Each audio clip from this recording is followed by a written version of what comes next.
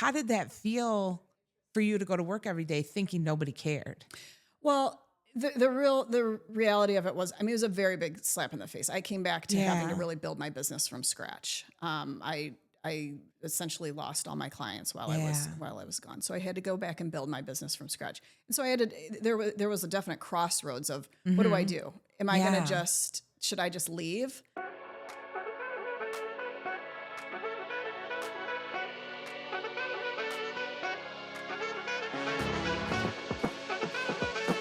Welcome to the Visibility Room, on air and off script. Hey, everybody. It's Karyl Morris from the Image Impact Group and the Visibility Room, on air and off script. And I have with me today Marti McLeish from the Legacy Group. Welcome. Thank you. So, Marti, you and I were just talking before we popped on about how we even met. And I can't remember. yeah, isn't that funny? Yeah. And really, we think that it goes back to during COVID and people were just reaching out on LinkedIn because we couldn't go anywhere, right? So embracing that digital component was a must. It wasn't a nice to have, but a must. So before we dig in, I've got some quick questions for you. But before we dig in, I do want you to introduce everybody to what you do for Legacy and what Legacy does for their clients. Yeah, absolutely. So Legacy Marketing Group is an annuity designer and distributor. So we design annuity products, which are insurance products. And then we work with different distributions to get those products out to the general public. Okay. And my role is national sales leader. Excellent, excellent.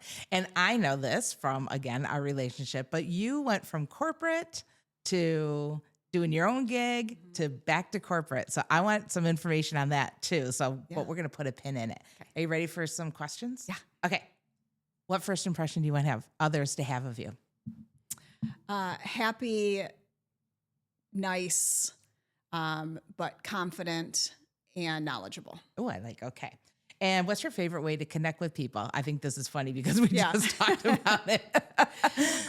In person, for sure. Yeah. I that sales for 23 years, it's an in-person role, and that's where relationships happen. So. Yeah, and as a national sales manager, I mean, that's your bread and butter is the relationship building, right? Absolutely. Yeah. Absolutely. What builds credibility faster? Again, a great question for a national sales manager. Is it expertise, presence, or consistency? I would say initially, I would say presence. Okay. In the vibe, I guess, that you give off. And then I think consistency tops expertise, honestly. Okay. I mean, if you can be consistently getting back to your clients and following up, finding the answer, even if you don't know the answer, that type of relationship management, I think can, in most scenarios, beat expertise. One thing that I always appreciate that people do is if they don't know the answer, they just say it. I don't know, but let me find out. Yeah. And that's how you build your expertise, right? Is by learning. Are okay with that. Yeah, exactly. But when you blow them off or you just say something, or a lie. I was going to say just to fill the void. It does not work so great. Yeah. Which is a perfect segue to what's the number one trust killer that you've seen?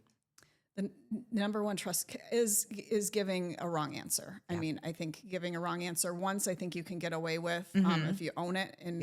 But consistently giving a wrong answer, I think is see ya. Yeah. And today it's so easy to find competitors, right? It's because everything is digital. All it takes is a couple keystrokes on Google and we found a different answer, one that we like better, one that we're more comfortable with. All right. What's the number one leadership lesson that has stuck with you all these years? To really, I don't know if it's necessarily a lesson, but what I look for and what I'm trying to be and who I'm trying to be is to help somebody else realize themselves. What their role is, what their best self is.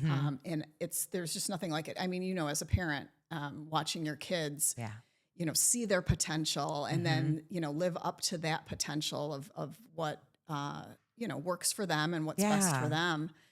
same goes for your employees and teammates. I just love it. I love that.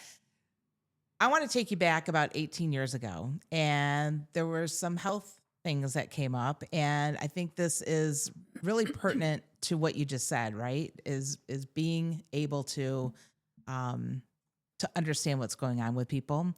What happened, and how did that affect where you are now? Yeah, so when my son was born, so this was 2007, September 2007, a week later, I actually had a stroke. And the stroke was caused by what's known as a carotid dissection. And so I had a carotid dissection, was in the hospital for a week. They, fixed me up. Yeah. Came home for a month. And when they sent me home, it was kind of like, well, and also you're a new mom. So Yeah. enjoy. Yeah. Here's 10 pounds you have to lug around all the time. Exactly. And then about 30 days after that, after a routine MRI, found out that my other carotid had dissected. Oh, wow. The other side. So that time I went back into the hospital and I was there for about a month. And so from a professional standpoint, I got a little bit longer for maternity leave, barely. But what I very quickly realized upon returning is nobody cares. And it wasn't that I needed somebody else to care, but it was like, no, your job is still your job, and your path is still your path. And this is a blip on the radar. This is something that happened. But you've got to, move forward. Right. And so that really, it kind of shaped my attitude towards myself and where I wanted to go and where I wanted to be and what I was willing to do and sacrifice to get there. Yeah. So do you feel like it made you, again, off camera conversation that you and I have had, do you feel like it made you push down the things that you really needed in retrospect to accommodate what your business needed? Or tell me like a little bit more about like what did that feel like? Because you say nobody cared. How did that feel for you to go to work every day thinking nobody cared? Well, the reality of it was, it was a very big slap in the face. I came back to having to really build my business from scratch. I essentially lost all my clients while I was gone. So I had to go back and build my business from scratch. And so I had to, there was a definite crossroads of what do I do? Am I going to should I just leave? And it really kind of like fortified my attitude and my work ethic, I think, to just another level where it was like, if I would have just maybe left and went somewhere else and took an easier path, I don't think I would be where I was today. I really needed to, kind of claw my way back. Yeah. I think at the time it was to prove to others, but ultimately I showed myself like, hey, you can do hard things, Yeah. And I think that's so important because I've had health issues too, which you and I have talked about. And sometimes you have to give yourself grace and live in the moment and live in the feeling of this really sucks. This is bad. This hurts. It feels bad. Mentally, I'm not there and all that stuff. And then on the flip side, you're like, whoa. This is not going to take me down. This will not be the end of me. Right. So you build that strength of character and strength of I will overcome. Yeah. And I think that's so important. And I agree with you. I would not be sitting here right now had I not had the fortitude and also, in my case, luckily, the support of the right people here. Right. Right. Yeah. So I empathize with you and feel frustrated for you that didn't happen for you on your end. Yeah. It's funny too. We've talked about this as well, but having something like that, you don't want it to define you.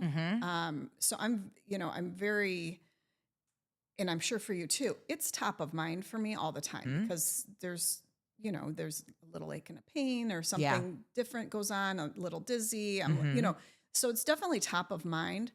but I don't talk about it, Yeah. you know, and I don't use it. I don't even internally use it as an excuse ever.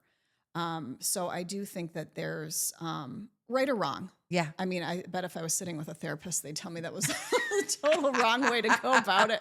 But we for all me, we process it in the way that we have to process it, right? And that's why I said, sometimes when you're by yourself, you give yourself the grace and the space to be pissed off about it or Right. annoyed about it, angry about it, sad about it.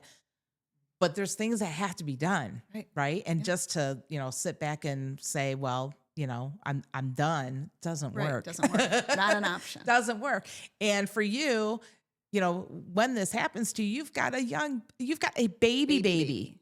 Yeah, a baby. And that baby is now about to graduate from high school. Yeah. That's so crazy too. Oh my gosh. So you go back, you build yourself back up, then you decide that you're going to go out on your own. Yeah. How long after that? So that was late 2020, early 21 was when I decided to go on my own. And that was more about there being a need. Yeah. I was kind of at a crossroads in my career. What direction do I want to go? I really wasn't sure if I want to go and kind of stay in leadership or what I wanted to do. But I saw an opening in the market, and I thought, all right, this is something that I can do and something that's needed. Never really wanted to necessarily own my own business. In fact, I was looking for people that did what this space was. Yeah. And I would just go work for them. I'm like, I'd rather just do that. You need me. I don't really want to start my own company, but I did, and it was great. And it was wonderful. And now, jumping back into corporate, this is my my thought on it. I feel like you've gone into a business where it's probably pretty male dominated. And how is that working out? What is that like for you, a strong woman, to walk into traditional male dominated field? I mean, I could talk for hours on this. So, I mean, I've always been in the financial services industry, which I've been in since 01, is a male dominated industry, and it is. I've never had any issue with it. I really haven't. I guess it would probably be like 2018-ish, kind of when it started becoming more a hot topic. And there were more discussions around it, and there were more women in a group that I've been a part of for many, many years. Women in Insurance and Financial Services was a specific group, just so we could all kind of get together and grow and things like that. And it's been absolutely fine for me. There was one point where I was asked to start an all-female advisory firm, and we did that right during the pandemic. A terrible time to launch an organization. But the premise was that there was a lack of women in the industry, and there was a lack of another option for clients to talk to. So they if somebody meeting with a male advisor wasn't resonating with them, it was very hard to find another option. Yeah. So that was kind of the premise of that organization. But because of that, there was a big spotlight on me related to women in the financial services industry. And so I did have some very interesting and colorful conversations with folks about, why this was needed. Yeah. On both sides. But, and some folks were, why do you need this? You can walk through the front door the same way a man can, blah, blah, blah, which I don't, it's like, I agree. Yeah. I agree. Yeah. But this industry is dominated by men. It just doesn't have a label on it that it is a man's industry. Right. So do I necessarily think that there's, need to put a label on it? Maybe not. Yeah. But it's definitely, it's really at the end of the day, it's a amazing, occupation for a woman. But then there's I forget the number off the top of my head right now, but it's like $83 trillion of wealth is going to be falling into the hands of women over the next 30 years. Oh, I like that. Yeah. And so this type of, now, does that mean all women that inherit this money are going to want to necessarily work with a woman? No, but it would be nice if they had plenty of options. Right. It's almost like, I mean, not exactly like, but almost like going to the doctor, right? I mean, all the doctors are educated, right? Everybody has the same education. But just from a woman's point of view, there may be some things that you are more comfortable talking to a woman about. Right. And there's nothing wrong with that. No. It's just it's just connect it's a connection. Yeah, it's just an understanding. Yeah. And maybe the way that we talk sometimes is better received, when there's two women involved. Everybody is different, right? I mean, you and I, have families that are boys, right? Yeah. Right. So I'm very comfortable talking with guys and things like that. Yeah. But I will say, if I have something that's really close to me, I do appreciate a woman's point of view. Right. And there's nothing wrong with that. And to be able to have that, right. And when it's not found easily, I mean, like you said, what a great opportunity for women to get more involved, right? Yeah. There's a space, and I'd love to encourage more women to join in that space. Yeah. Sure. Yeah. Oh my gosh. Can we talk about hockey a little bit? Of course. Talking about the boys. Yeah. So you and I both have hockey players. So my son is now, I am a former hockey mom. God, that crushes me to say it. Oh, I can't imagine. Yeah. So, former. So we went through the college years. We're done with the college years. We're done. We're over it. So I do live vicariously through people like you who are still hockey parents, but you did something really unique. Not only have you supported your own son, but there is a whole support of other people's kids in being a billet. Yeah. Yeah. Do you mind jumping into that a little bit? Yeah, sure. So, I can't remember I guess this was 2017. A friend of ours that son played hockey with my son, they had just moved into town from Philadelphia, and they had an only child. And they said, "Oh yeah, we're billeting for the USA National Development Team." We're like, "What do you mean?" And they're like, "I don't know." Like, they literally just moved into their house, and they have this kid that's moving from Wisconsin to come live with them, and we were like, "Oh my gosh, that's so crazy!" And then it went really well for them. So in that first year, it went really, really well. And my son was over there all the time, and they've got this teenager living with them that travels all around the country, and he's a really good hockey player. And then they're these little guys looking up to this big kid. Yes. Well, my son's an only child as well. And so that year we're like, maybe this is something we should do. And, they're always looking for billets. So if they even get a spidey sense that somebody is willing to take they're all over you. So they were all over us, and we agreed. And for the following 6 years, we had boys living with us. First year we had one, then we had two at the same time for the second year. Oh my God. Then we went back to one for 3 and 4, and then one for 5 and 6. So they stayed for 2 years. Yes. Yeah. I love that. And I'm so thankful for people like you, because my son went through juniors, right? So, he spent 4 years living in somebody else's home. Yeah. And as a parent, it's hard, right? They leave you, and now they're off doing something that they love, and you want to support it, but you feel like you're not sending them off to college. Right. You're sending them off to literally live in some stranger's home. Yeah. And follow their dream, which is so amazing.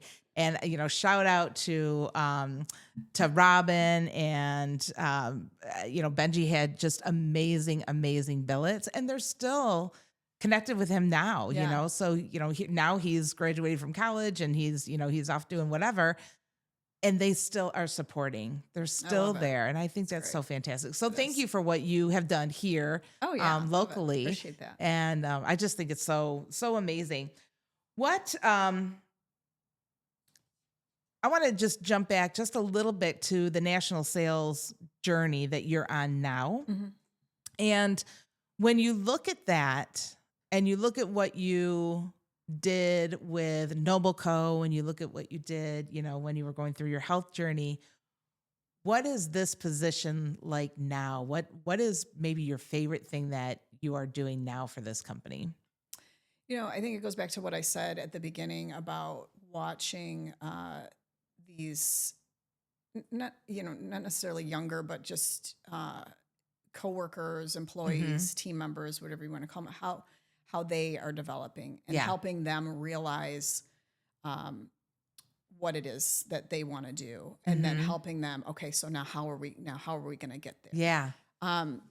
I didn't really necessarily have that opportunity early in my career. It was kind of more of a, this is where you're at. Yeah. We're not, there wasn't, maybe lack of mentors, whatever you want to say. So I definitely want to provide that for the folks on my team and just be able to, help guide them. Yeah. And that's huge. I mean, again, going back to the mentors that, you just mentioned that you didn't really have one early on. Yeah. I was lucky I had one. And so again, kudos and thank you for doing that for other people, because I know what it's like. And your billeting for the hockey team is also such a great way for mentorship. I mean, those kids, where they go has a direct impact from what they were, what their experience was for somebody like you, with somebody like you. I hope so. Yeah, absolutely. All right. You ready to dig into the magic bowl here? Sure. All right. So some of these questions are Detroit centric. Okay. Some are just random, and we're going to go deep. So I'm going to have you pick one, and then you can hand it to me, because you'll never be able to read my chicken scratch. All right. What's a lesson you learned the hard way? Oh, geez. A lesson I learned the hard way. Probably not asking for help. Okay. Yeah. I think I'm still learning. I don't like to ask for help. I just gonna do it on my own. You and I can relate on that one. Yeah, I'll figure it out myself. Yeah. So my younger son was like that too, and we lived in Georgia for a couple of years, and he had to learn to skate backwards, or he couldn't play on a hockey team. And so I drove him all the way to the north side to go for skating lessons, and he got up there, and he's like, "Nope, I'm out." And we said, "Well, how are you going to learn how to skate?" He said, "I'll teach myself." Okay. And he did. Yeah. He just figured it out in his head. So I see that in my son too. And it's taken me 18 years, but it's gotten to the point where I'm like, he'll figure it out. He'll figure it out. Yep. Yeah. They don't want to ask for help. And now we know why, because they're part of us. Yes. All right. Okay. Let's see what this one is. Ooh, a risk that paid off. Definitely starting the business. That was the biggest intentional risk that I've ever taken. And God love my husband, because he was like, okay.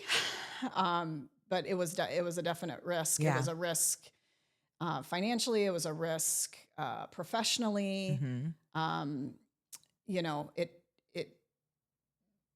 But it paid off. I learned so much. Yeah. I learned so much that can translate into the things that I'm doing now. So. Yeah, that's what I was going to ask you. So that probably makes you better at where you are now. Yeah. Not a question. Yeah.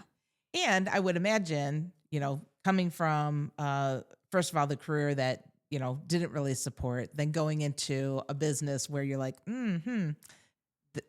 yeah. I know what I know, but there's a lot that I don't know. Yeah. So now I have to understand.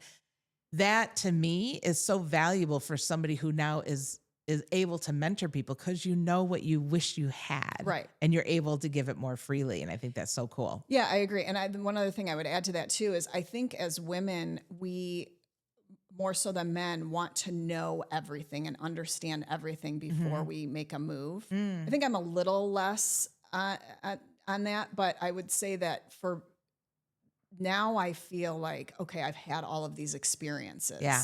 And so now I can say, yes, I've done that. And yes, I've been there, and be speaking truthfully, not just kind of hypothesizing on how maybe you should do this. Right. It's more like, no, I've done it, and this is how it went. Yeah.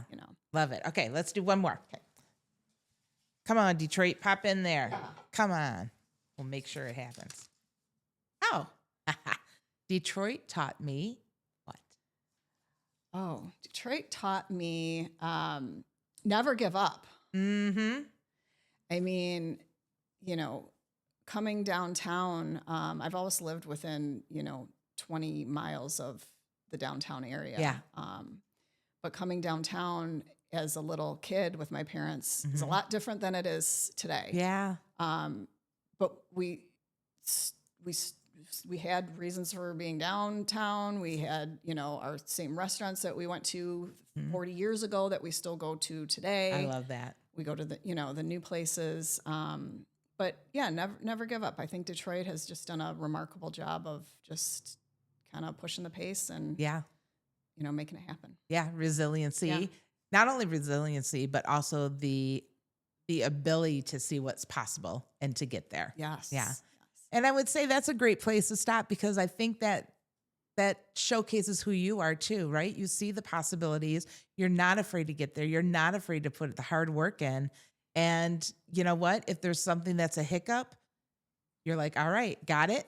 Let's move on. Yeah. And I love that, again, the mentorship part of who you are now gives that to the people that you're working with now, and that you gave that to a lot of young men that will carry that forward. Hope so. Yeah, absolutely. Thank Yeah. you so Thank much you. for It's so joining fun. me. Oh my goodness. Yeah. All right, everybody. Make sure to like and follow, and we will talk to you another time.